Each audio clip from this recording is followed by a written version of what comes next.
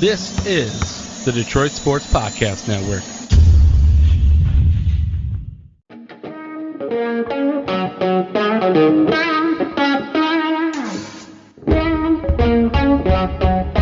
The biggest icon in podcasting.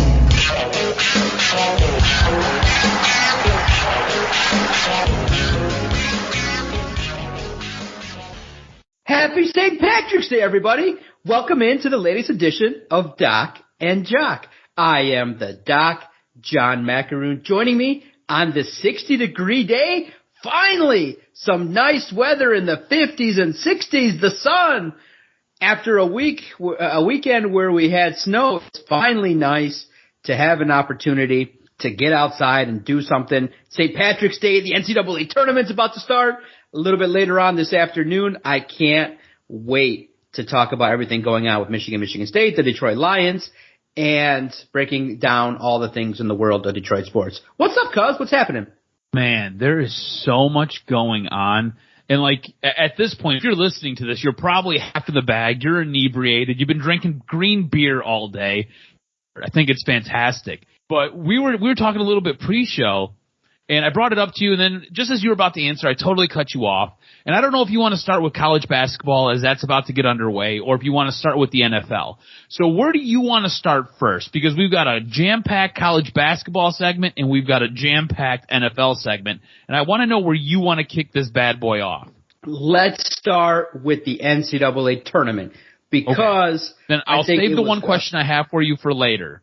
Yeah, it was crazy because I honestly thought Michigan was going to be on the outside looking in. That loss in the Big Ten tournament, one and done, not even getting out of the first round, I thought would absolutely exclude the Wolverines. Well, little did I know, and I know the rankings and all that, they play good teams, but I also look at, did they beat good teams? They did. They beat Michigan State, Ohio State, had an opportunity to play a lot of good games, but they didn't have a winning record against Power 5 schools. Especially coming from the Big Ten, I didn't think that was going to fly. But, their name popped up quick, so did Michigan State's. But I don't want to come off like sour grapes, but Michigan got a great deal out of this. I mean, they're going to go back to Indy. They're going to play a Colorado State team that everybody says is small. So Hunter Dickinson's going to get 25 shots, and Colorado State doesn't feature anybody over 6'8". I would have just been happy if they just flip-flopped. Give Michigan the opportunity to go to South Carolina. Let State go and play Colorado State and potentially Tennessee, and let's see what happens. But no, in this television show that we call the NCAA tournament, they have to have, in Mike Krzyzewski's last season, they have to have a potential matchup with Tom Izzo, which is fine. I think Michigan State's not going to have a problem against Davidson. Against Duke, it just leads me to believe it's going to be a one-weekend deal for the Spartans. And I think Michigan has a really good chance to get to the Sweet 16 if they can maybe, outperform for whatever reason. And I think you'll attest to this as well. For whatever reason, Juwan Howard hasn't figured out how to properly use and allocate minutes for his bench at this point in time. You would think that he would figure out how to use his bench a little bit more. But sometimes when he makes his rotations and he has his substitutions, he doesn't make them in for long enough. And you recognize, man, that performance that they had in the Big Ten tournament was lackluster coaching at its finest. And like I said, I'm on the board of saying that Phil Martelli might have this team playing a lot better if he was fully in charge. There might be something there with him. But I think Michigan was caused by the universe to give them that draw and to I mean, how do they not? Okay, fine. You want to put them in the tournament? How do they not get in the play-in game? That's kind of where I'm at with it. I was totally shocked that they're an 11 seed, and being an 11 seed that's not in a play-in game is mind-blowing to me. This team has not looked good all year, and you're right. I think the better coach team's an 11 seed, and honestly, it looks like they have a little bit of home cooking because you're right. It doesn't really seem like they have to go up against anybody that is extremely daunting. It doesn't show up. Colorado shot as long as they come to play to beat Colorado State. I think they have a bit of a tougher draw against Tennessee, but after that, if they can get past this first weekend, they've got a great shot to make it to the Sweet 16 and possibly the Elite 8. It really shapes up that way for this team. They've got a lot of home cooking with their seeding and with their draw. I was totally blown away, especially by that performance in the Big Ten tournament. How do you go from having a 16-point lead or a 17-point lead into the second half and you blow it, and you blow it all? That was a game that they should have won, and you're right. A lot of questions have to be asked of Juwan for Phil Martelli. Juwan Howard steps back in during the Big Ten tournament, and this team seems to just shoot itself in the foot. I don't know if Juwan Howard just isn't listening to Phil Martelli. I don't know if Juwan Howard just thinks he knows it all. I'm not really sure what's going on, and I'm not really sure where this brain trust for Michigan basketball. But, man, it leaves a lot of questions to be asked, and we don't really have a whole lot of answers. It's going to be interesting to kind of see what happens as this season wraps up, because I think we're both kind of in lockstep here.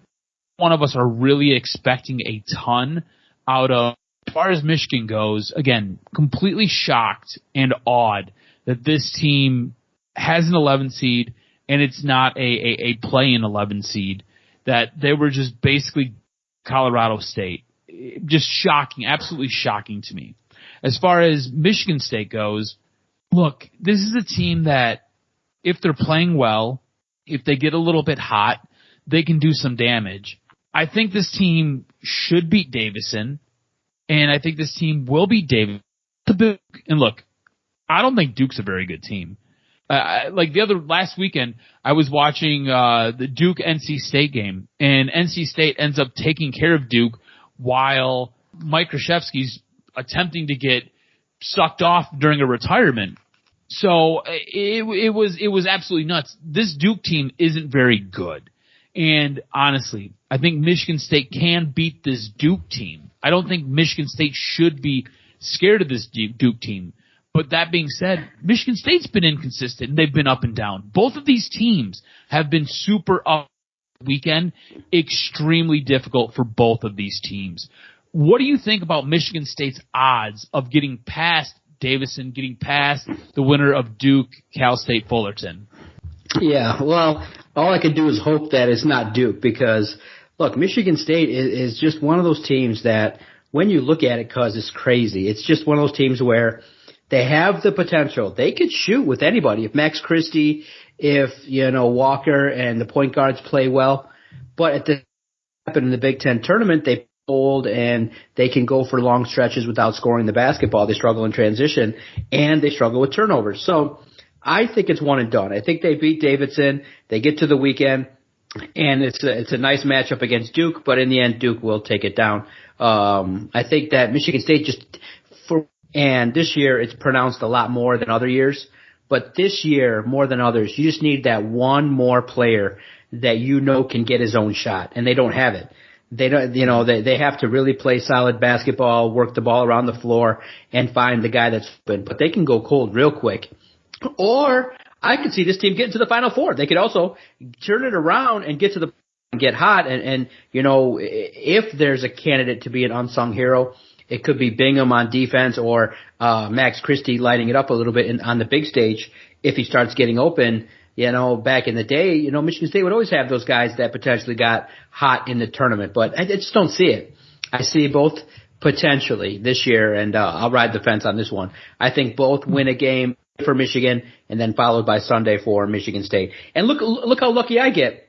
I get to wait up till Friday at 9:40 to try and struggle after a week off from the practice. I have 10 clients, so I'm going to be home. I might even be knocked out by the time the game gets started. That's how crazy it's going to be. 9:40 tip time. Whereas right now, as you guys are listening to this, the game could be already over. Michigan could already be eliminated by the time you're listening to this. I'm going to try to get this out right around the time the tournament starts. It's the first game. And did you hear that crazy story with Colorado State and that nonsense? I mean, the lack of professionalism by the NCAA to get these guys organized and figured out when they're going to fly. They're like, Monday night, they're sitting around going, and the coach is like, I think we should triple check this. And the athletic director's probably like, no, come on, it's the NCAA. They're not going to jack us around. They're not going to, and they're like, it's 11 p.m. We don't know when the hell we're getting there. They're like, huh? You didn't get informed? I didn't get informed? You don't know? I don't know? Oh shit, we got to figure this shit out.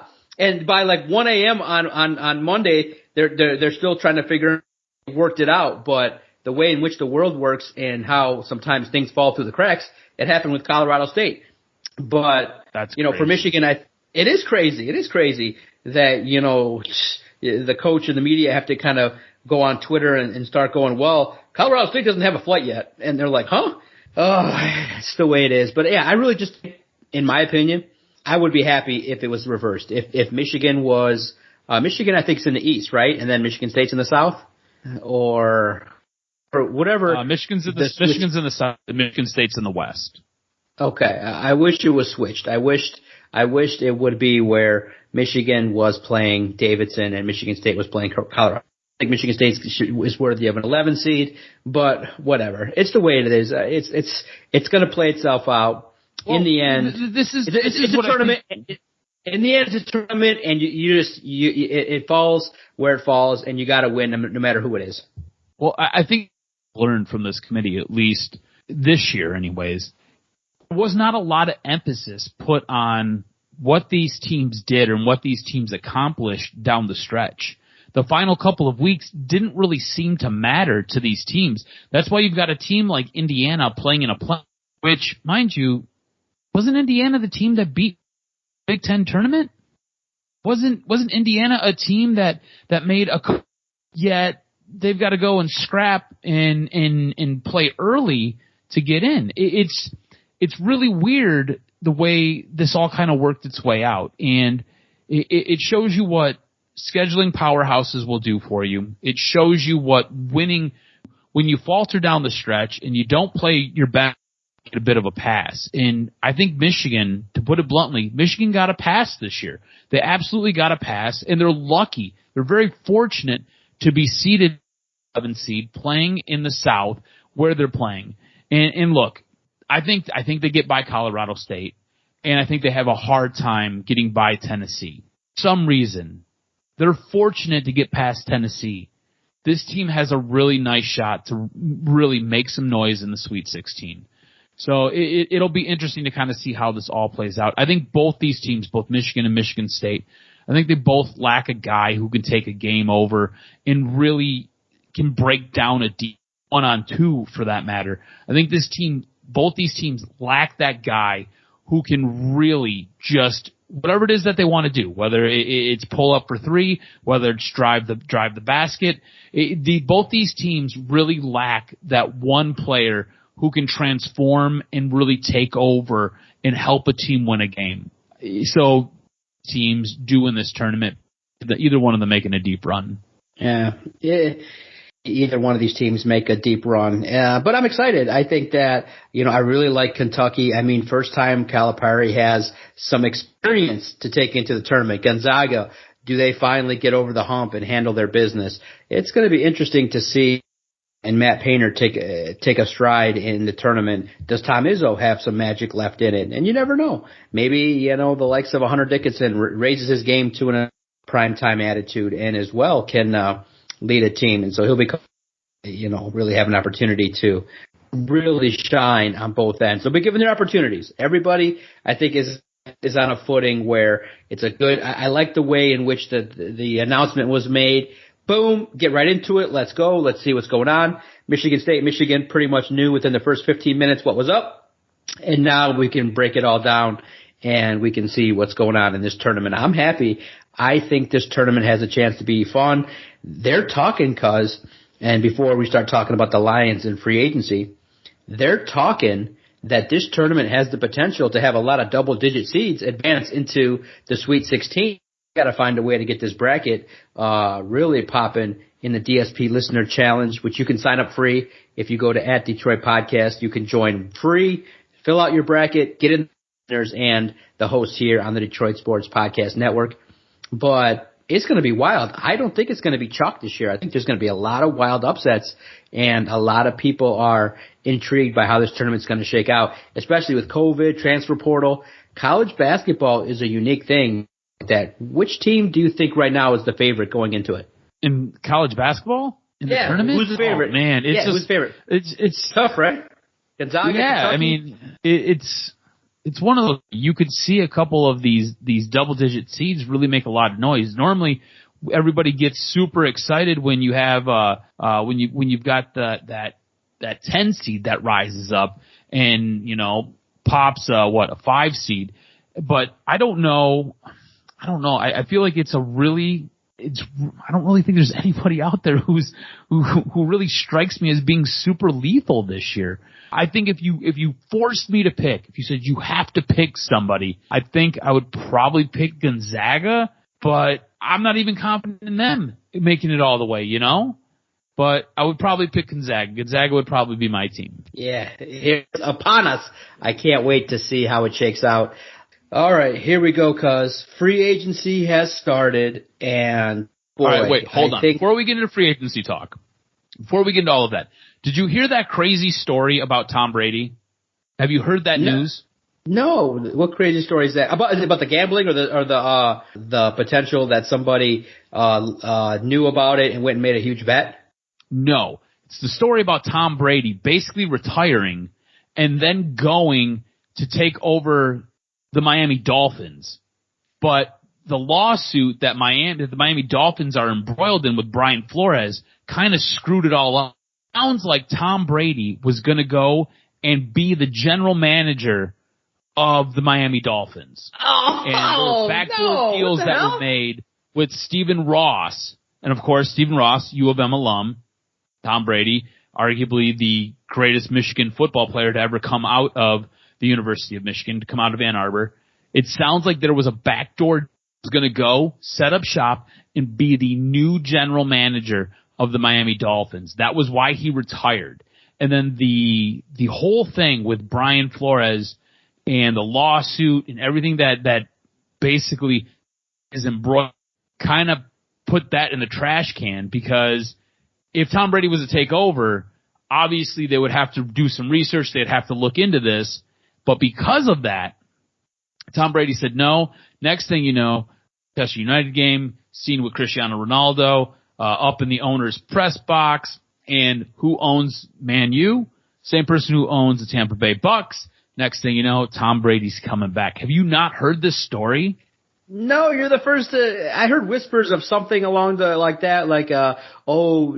Brian Flores situation impacted Tom Brady, but I was busy and kind of poo-pooed and didn't get into it. Wow. He was going to definitely do something in football, and all of a sudden a twist happens where he's like, you know what, I want to come back, because it makes sense that he would have had a plan in place to do something instead of just go hang with his family. He was never going to just sit for a year and just chill out with the family, because even the most loving family person can only hang with his family for 2 months. So he probably had a job lined up.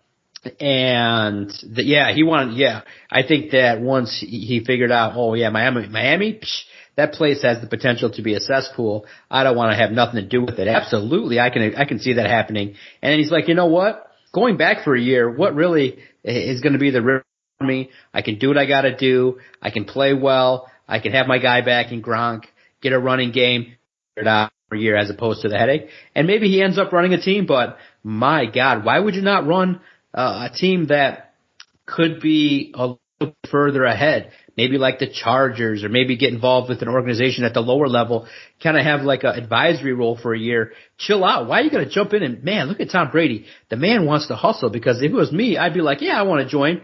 I'm going to join the Patriots. And you can say, look, I can sit with, he could fire Bill Belichick. Because Belichick, I think the run is over. I think he'd be great to go back there. We're going to mutually part ways when everybody knows that Tom Brady could fire Bill Belichick and then move forward with the regime that he puts in place, or whatever organization, or hell, try it we'll end up. Look, I think going to Miami makes perfect sense. Yeah. This is a guy who can basically step into a role, full carte blanche. Stephen Ross isn't going to tell him jack squat Also, if you don't think Tom Brady's making GM-like moves as the quarterback of the Bucs, you're out of your mind. I think that was part of the reason why he ended up leaving New England, was he wanted, and Bill Belichick isn't giving you that, but you can get that over in Tampa Bay. You can get that when you go to Miami and you want to run that organization. I think it makes perfect sense. I think it would have been a great ending spot for him. I think it would have been a better spot if he would have had Brian Flores as his head coach. I think it would have worked out perfect because you've seen what Brian Flores was able to do with basically nothing. You get a GM in there, and these guys can kind of talk back and forth, and if they can find some common ground, and that's the issue. If they could find some common ground, I think it would have been magical in Miami.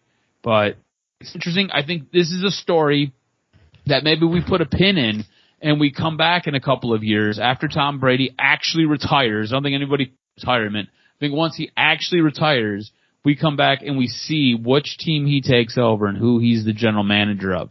And look, I think he's a great football mind. I think it'd be really interesting to see how he does as a general manager, though. Okay, yeah, I can't. Wow, you blew my mind here on this podcast recording. Wow, Tom Brady, an executive, winning on the field and potentially now wants to go and win off of the field. Oh, man, I can't wait. Stay tuned. Yeah, the story I referenced was somebody made a huge bet that Tom Brady was going to return. And once the sports book realized something fishy is happening, they sent a message to the league and wanted the league to look into it because they potentially suspect that someone from the Bucs might have had inside knowledge or somebody that was affiliated with the Bucs passed information along because the bet was ridiculously huge and the timing of it just made everybody suspect a little bit. So it was interesting. And then you start seeing, football players, just gambling and stuff like that makes it so that I look into it and see if there was anything nefarious going on, especially when the money's that big. Because nowadays, bro, there are people regularly putting down 7-figure bets. And, now, and plus too, timing and everything like that. The sports book are not just going to say, oh, happenstance, somebody won $100K on Tom Brady returning. They're going to look into it and say, hey, wait a minute, what's going on here? Especially in Florida. It's always nefarious. Shit happens all the time. And got to be careful. I'm curious to see how it all shakes out moving forward. All right. We're a couple of days now removed from free agency beginning. The big move that ends up happening for the Lions broke the bank with the Ravens, 5 years, $70 million. I think it let a lot of people down. A couple different storylines with the Lions. It involves, hey, the band's coming back. They're running it back with Anceloni, running it back with Charles Harris, Tracy Walker, bringing their guys back. And a lot of deals were done with players that were already on the roster, which has kind of made people a little bit antsy. They missed out on all the big wideouts. Jacksonville kind of paid for Christian Kirk, which kind of raised the market, whereas teams were like, yeah, no, that's not the market. Jacksonville is just jacking up the market all over the place, and it's not an accurate reflection of how these wideouts are worth.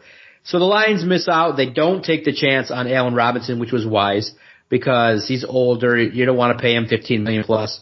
Unfortunately, you get a guy that has good upside online because I don't know if you spent time. It seemed like the addition of DJ Chark Jr. was like adding Jerry Rice to some fans. Guys, it's a 1-year deal, 6'4", a true X-wide receiver, but he has the biggest issue that plagues the Detroit Lions, which is somebody that is similar to Terrell Williams. Now, he's younger, got a big upside, and general manager Brad Holmes did the right thing by signing him to a prove-it deal short term. This guy's got to ball out. He's going to be hungry. He bet on himself. So you're set up for a win-win. But, guys, remember, there's risk here involved in DJ Chark Jr. The guy has never played more than 13 games in a season. He's always hurt. He was out last year in week 4 with a fractured ankle. So, yeah, he got 1 year, $10 million, which is like essentially a franchise tag. But the blessing is that the Lions are not going to be greedy in free agency. They're going to build through the draft where they have 9 pieces that they can bring up. You can still get another wideout. So for me, I'm comfortable. I'm not like, oh my God, this team is tremendously better.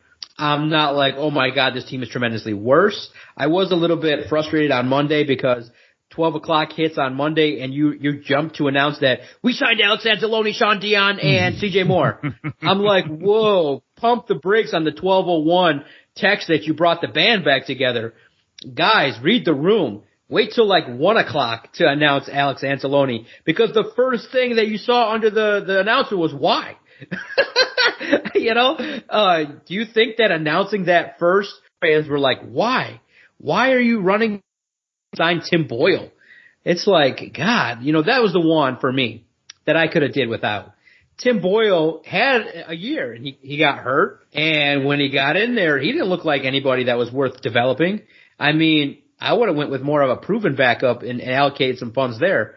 So for me, that was the only one that I was bugged by. But, you're bringing the band back together on defense, headlined by Tracy Walker, which is a town deal. He could have commanded $8-9 million. Maybe not in the market. He came back for $7 million. I'm happy with the deals that were signed. It was conservative, but at least players that want to be here, that want to run it back and want to try and turn things around. It's fine, but yeah, pump the brakes if you're thinking all these signings at this point make the Lions tremendously better. The narrative right now is not DJ Chark Jr.'s on the Lions. The narrative is, and it was asked Tuesday, criticizing the fact that all these Lions that were on the roster already are being brought back. And that's the narrative, is like, oh, it was a 3-win team. Most people would have been fine if all the free agents were gone and let go. Well, here's the thing. This is my thought on what they've done with free agency. I think the plan is basically to add pieces, small pieces here or there. It's more nuts and bolts, right? I think this team is setting themselves up to be big players next year. I think this team is making moves positionally to set themselves up to basically go, I don't want to say go all in next season, but they are putting themselves in a situation to be able to go out and sign that big name free agent or sign those big name free agents next year. This DJ Chark deal, I love it. I think it's great. This is a guy who you're bringing in who has all the upside in the world. His big issue is health. He's never healthy enough. He hasn't played a full season in his career. But this is a guy who is 2 years removed from being a Pro Bowl wide receiver. This is a guy who has speed. He's a big body guy, and you're giving him $10 million on a 1-year deal. So you're saying, go out there, show me that you can do it, and I'll give you more money next year. They're not going out and, like, Allen Robinson was the guy that neither one of us wanted the Lions to sign. And Allen Robinson's probably going to demand $40 million, right? So you basically got a guy who can separate better, who is like you said, he's a true stretch the field wide receiver, and you're basically paying him a quarter of what you were going to pay who everybody says was the number one wide receiver on the market, a guy that neither one of us wanted. Are there some issues with what they've done in free agency? Yeah, I think so. Going out and re-signing a lot of your own guys, and guys who aren't very good, like Tim Boyle, I don't care about that. I don't want to see that. I would much preferred them go out and grab somebody else. Alex Anzalone would have much preferred them spend that money someplace else. Josh Reynolds, we talked about a couple of weeks ago, would have much preferred them go spend that money somewhere else. But what you're seeing that they're doing is they've not boxed themselves in with this draft. I like the Tracy Walker signing. I like the DJ Chark signing. I like the fact that they were able to bring Charles Harris back. I think bringing back Harris and bringing back Walker were deals that they made that are smart plays. They seen something in those guys and they got a little bit out of them, and they were able to turn it back around in portable, more talent. These guys, if any, rotational players, and again, their contracts that they signed aren't ridiculous. They don't demand that these guys start. So I like that. But what it also does is it allows you the flexibility for next season to be able to either move on from these guys, possibly trade these guys, or in this year's draft, I still think they're taking a wide receiver safety at some point. In this year's draft, I can still see them taking a linebacker. They set themselves up to where they're not pigeonholed, because they went out and they got a big name safety. They went out and got a big name wide receiver. This is something that I think you're seeing from Brad Holmes, at least in his first 2 years. He likes to have options, and he likes to set himself up to have those options. And that's what you're getting. This team by no means is confined to doing as fucking. So, big name out there that they went and got, but this team has I think, played this properly to make moves in the draft off season with free from this front office, and I like what you're getting out of this front office as they go. And it's kind of what last year was. It was a lot of one-year deals, a lot of prove-it contracts. Here's the deal. Sign it. If you want it, take it. And we're going to give you a chance to really show what you can do. And I think that's what you've seen with Tracy Walker and Charles Harris. I like it. I like what they're doing. Absolutely, man. I like what you're saying. I like what's coming out of your mouth. I like the fact that with the Detroit Lions, it's something that I didn't offer DJ Chark 3 years, $30 million, 25 guaranteed. You're economical. You're doing something wise. You're doing something that looks like team building, which is through the draft. In the press conference, you're trying to win out in the football field.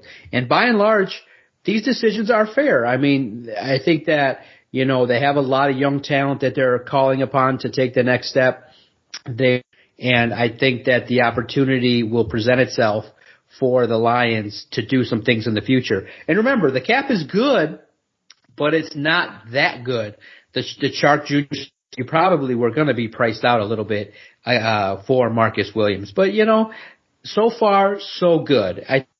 You don't come out losing. You don't come out being wildly ahead. But by and large, save your critique for pick number 2, pick number 32, pick number 34 in the draft. And when you see what they do with the extra compensatory picks, which have now been fully revealed, which everybody knew. They're not new. Everybody's been slotting them in the mock drafts that you see. So I can't wait to see it. I can't wait till the draft. Free agency was good. I think that we can give it a solid B+. Because you filled the need in the secondary with Tracy Walker. You have a lot of guys back. You have contingency with Alex Anzalone just in case. The contracts are not so restrictive that you can't even get rid of them. Like Alex Anzalone, if he struggles in training camp, you can move on from him. Charles Harris, I think, will take strides forward. I am happy overall with what I've seen, and it's impressive, and it's nice to see for now a Lions team kind of just taking a measured approach in free agency, and that's what has to happen moving forward. So I think free agency, but man, cause covering it's hard, man. I was like, oh my God, it's like sitting there waiting, and then at a moment's notice an announcement will come and you got to get it up there. It's tough, man. It's almost like 36 hours of just like, they're not just pumping out the big names. They're pumping out offensive linemen, guards, and stuff like that. They are, must be like their Super Bowl where they have the opportunity to get the information from their sources and put it out there. But yeah, 12:05 a.m. and you're getting offensive linemen, signing with the Bills. I'm like, dude, who cares? But, you got to be on. So that's how I've been. I've been like, oh my God, I don't want that job. It's tough, man. It's tough. Isn't it? It's tough. So how'd you take it in? Yeah, how did you consume it? How did you passively, how did you get into it? And did you passively get into it? Or did you like hardcore refresh Twitter nonstop? A little bit of both. So with day one, I just kind of sat back and I just kind of kept track basically by Bleacher Report. However, the second and third day was a lot of going out and stalking the information. A lot of going on Twitter, refreshing, going to the Lions PR Twitter handle, which is absolute trash. Don't go there. Everything is a day late, dollar short. If you're looking for like breaking news, I think you've done a really good job of covering it and getting a lot of information out. Bleacher Report, obviously a standby for me. I get a ton of notifications from them. So first day was just kind of letting it all come to me. But since then, it's really been going out and trying to devour and consume it. Because I think the first day, there wasn't really anything big and splashy, right? There wasn't that big name. The next day, second day, was when you got your DJ Chark drop and whatever you think about it. I don't think he was a big name. I don't think he was the big guy. But I think it was a smart move for this team. I think everybody was going to happen. He's going to kind of price himself out. So it's just trying to see who's left and who you can kind of fill spots with, and what does that contract look like. And I think what you're seeing tells you a whole lot about what you're getting with this front office. I think they're really smart with a lot of the moves that they're making. I think it's a lot of underrated things that they're doing that might not be getting covered enough, might not be getting talked about enough, because you're not going out and you're not signing bad contracts, which is great. Yeah. Like, when was the last time you can say that as a Detroit Lions fan? Like, you've been impressed with your front office for doing smart things. You know, I have such a bad taste in my mouth from the previous regime, from getting rid of a guy like Quandre Diggs, getting rid of a guy like Darius Slay, who were really good players, and they gave them away for pennies on the dollar. Instead, you've got general managers going out there making moves with this organization, and they're basically getting really good players for pennies on the dollar. And I think it's a complete turnaround. It's weird to see a high functioning front office compared to what we've had in the past, and it's exciting to me. Like we've said in the past, March, April, May is hope season, baby, here at the Detroit Sports Podcast Network. We will be hopeful. We'll try to look for the positives. We'll try to discover ways in which this Lions team has gotten better. Look, they can't be no worse. So we're going to enjoy the ride. Yes, you've said it. And I think a lot more people have confidence that building through the draft will inevitably produce the results that you want. And the ultimate final exam will be who Brad Holmes picks to be the. Now you're doing a lot of good stuff on the quizzes, a lot of good stuff on the early tests. You were, thrown in a student that's a little bit, weak in the arm and things like that. And he was brought in from the delinquency class, and that's fine. You inherited Jared Goff, but you're looking now to get your guy. And who that will be. Could it be Malik Willis? Could it be Desmond Ridder? Could it be somebody else? Could it be 20? Have an idea. There's a couple names on the board that they got that they're probably targeting, and we shall see what the future holds. But right now, hope are happy. Make sure to follow Adam on Twitter for more of his reactions to free agency at Adam R. STROZ. He would have been livid if Allen Robinson was the pick. He would have been upset if there were no free agency moves. Check out his Twitter page. Very funny and definitely a good follow. Follow the network at Detroit Podcast. Get your news from SI All Lions, si.com/NFL/Lions. Anywhere you listen to your favorite podcast, find Detroit Sports Podcast, and all you got to do, hit that subscribe button, and our content will find you. Daily podcast, breaking down Michigan, breaking down things going on in the world of Detroit sports. The Tigers are back up and running. Pistons are nearing the end of their season. The Red Wings are limping along in their stretch for the playoffs. Tune in to Detroit Sports Podcast. And tune into our Twitter page. We'll make noise. We'll engage and have good content and good debate. Cuz is taking his 9th vacation of the year, so I wish you a great time in your time off. You know what's messed up? They're all weddings. They're all weddings that I have to go to. I know. You got the best boss ever. I mean, you're like, can we change the schedule? I'm like, dude, you changed the schedule. You know what's funny? Real fast before we get out of here. Because you changed the schedule, my timing is all off earlier. So I'm like, wait a minute, do I take out the garbage today? I'm like, oh no, because we have doing the podcast. Like, oh my God, we've done this for 8 years. And I'm like, I was looking at it, I'm like, Jesus, this guy is out here, gallivanting to Colorado, gallivanting to Florida. I'm like, Jesus, I gotta take more vacation. I do a lot of staycations, but this guy is balling, and I gotta get out to these, destination weddings. I've gone to one. I liked it in Mexico. But your lady friends got you going all over the place. I like it. Less work, more vacation for Adam. I like that philosophy. I normally the day we're recording this, it's I don't know. It just throws everything off. So okay, we've done it, like you said, we've done it a certain way for so long that it's routine. Oh man, yeah, absolutely. So I wish you good travel, good times. Be careful with the antics at the wedding. You gotta to handle business properly and get back safely so that we can continue our run here at the Detroit Sports Podcast. We're almost near 500. We're on our path to 500 Detroit Sports Podcast. I can't wait. Thanks, guys. Podcasting time is over. Thank you, guys. You give us the energy we need to keep broadcasting, keep podcasting in the world of Detroit sports. Thanks, guys. Tune in next week.